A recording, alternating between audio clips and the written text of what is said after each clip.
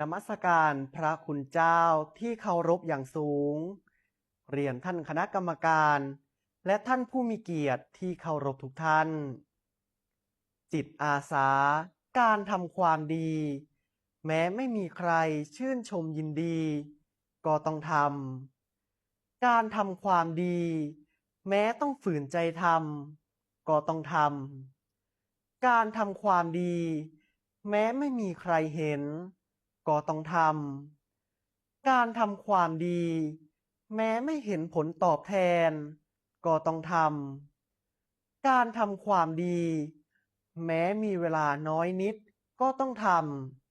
ำพระราชดำรัสของพระบาทสมเด็จพระบรมชนกาธิเบศรมหาภูมิพลอดุลยเดชมหาราชบรมนาถบพิตรในโลกที่เต็มไปด้วยการแข่งขันและการเร่งรีบหลายคนตั้งคำถามว่าความสุขที่แท้จริงจากการทำงานอยู่ที่ไหนบางคนทำงานเพื่อแลกกับเงินตราแต่กลับได้ความเครียดเป็นของแถมบางคนทำงานเพื่อแลกกับตำแหน่งแต่กลับได้ความโดดเดี่ยวเป็นรางวัลทำไมบางคนทำงานหนักแต่กลับมีรอยยิ้มในขณะที่บางคนทำงานเพียงน้อยนิดแต่กลับแบกโลกไว้ทั้งใบผลลัพธ์ไม่ได้อยู่ที่ปริมาณงานแต่อยู่ที่หัวใจนั่นคือการเปลี่ยนวิถีชีวิตให้กลายเป็นคนสำราญงานสำริดเพราะมีจิตอาสาทุกท่านครับคำว่าสำราญในทางธรรมมิใช่ความสนุกสนานที่ฉาบฉวยแต่คือปราโมทย์และปิติความอิ่มเอิบใจที่เกิดจากภายในซึ่งต้นทางของความสำราญนี้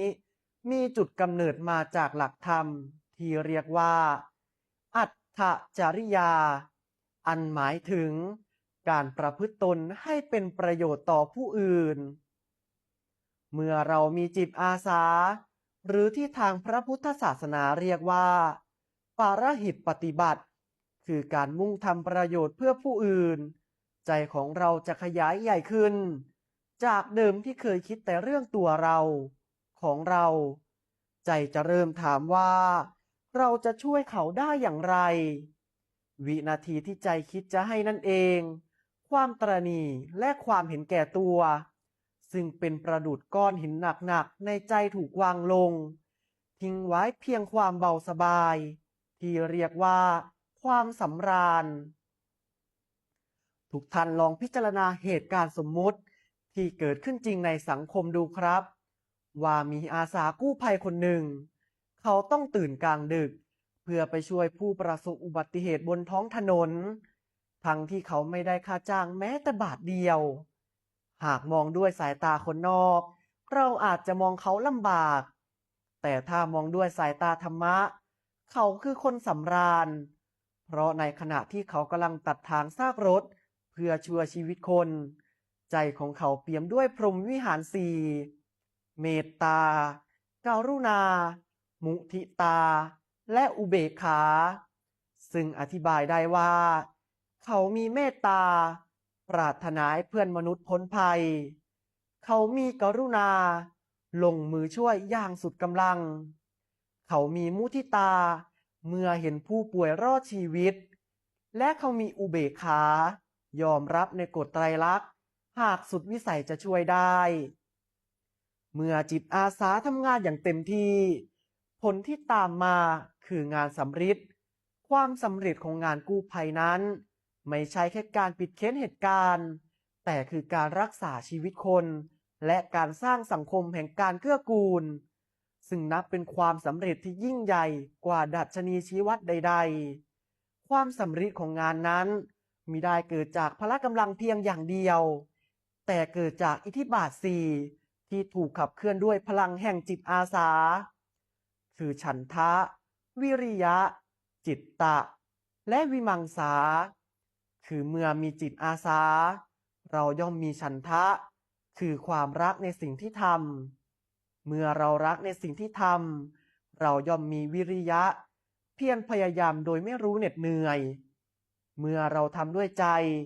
เราย่อมมีจิตตะเอาใจใส่ทุกรายละเอียดของงาน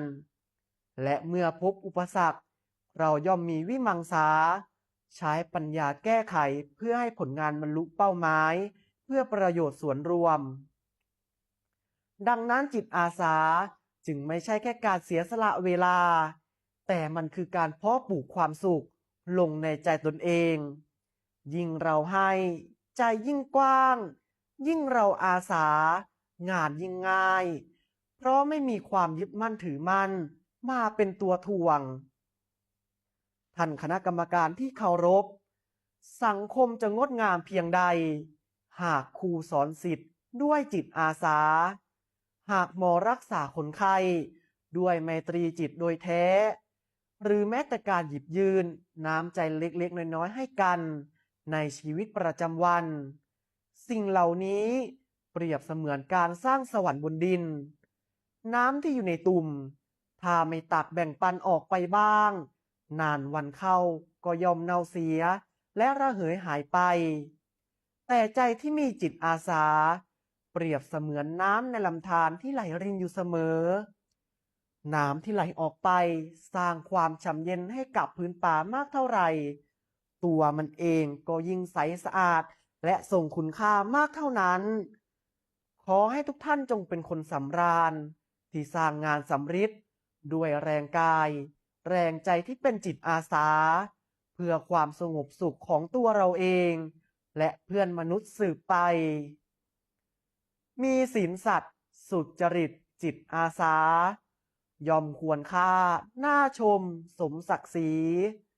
ได้ชื่อเสียงสมสกุลบุญทวีเป็นความดีประดับไว้ในโลกา